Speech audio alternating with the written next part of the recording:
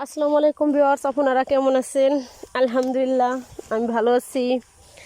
তো আমাদের ক্ষেতে ভেন্ডি তুলতেছি। দেখেন আমরা ভেন্ডি কিভাবে তুলি, দেখি এদিকে আনতো।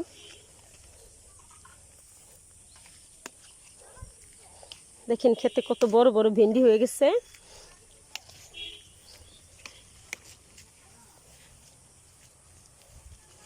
দেখেন আমার এক ভাস্তি কি সুন্দর করে ভেন্ডি তুলছে।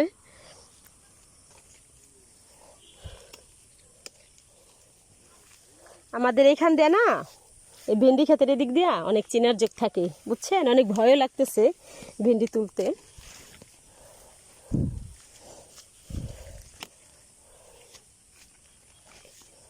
দেখেন এই যে আমাদের ভেন্ডি গাছ, এই যে ভেন্ডি।